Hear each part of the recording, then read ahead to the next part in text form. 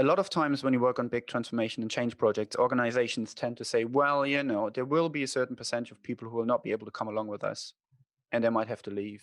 Some will be able to do, some people won't be able to change, not get into the mindset. And where the fault of that is obviously a complex answer. But the question for me is then, in your scenario, you likely had to go with the crew you had, and then for weeks, that was the crew you were given.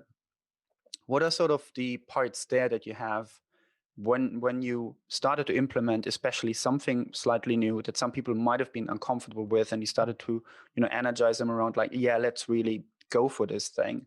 And you have come across certain problems and challenges. What can you do to bring, let's say, the lower performing aspect of your team up to scratch, and sort of what do you do in those scenarios where you only have that team and that's all you got? Yeah, so these are the things not in my control as a submarine commander. Who I had on my team, what positions they were in, the resources I had, and what our operational schedule was. Now, people tend to focus on these things when they want to do a transformation.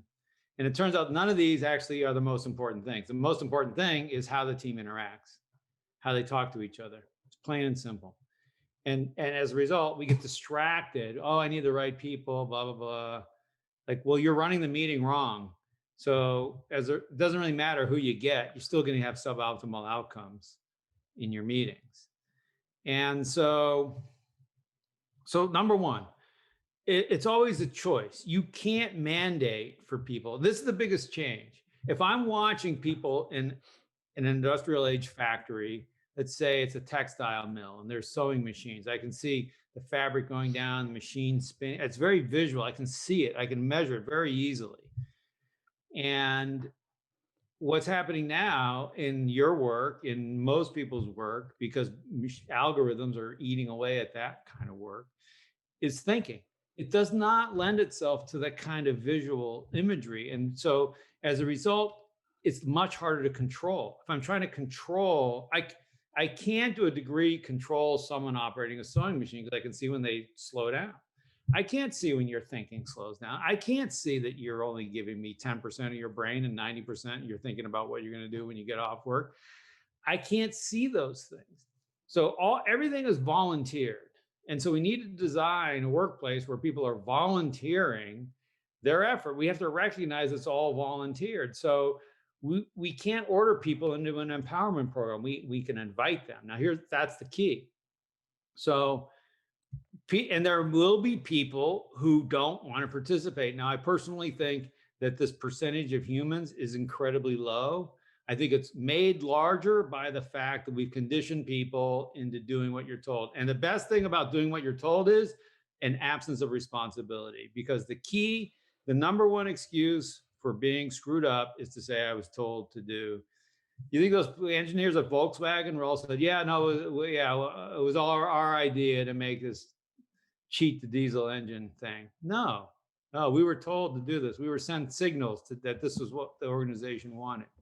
So it's about volunteer. So the other thing though is you want to put people in a place where they're going to be successful. And if someone's just really uncomfortable and say, I think this is crazy, I really don't want it. Fine, I can find a job for you where you just do what you're told. It's not in my organization, but I'll help you find that. So and then the final thing is, again, don't focus on their behavior. Controlling their behavior is the wrong approach.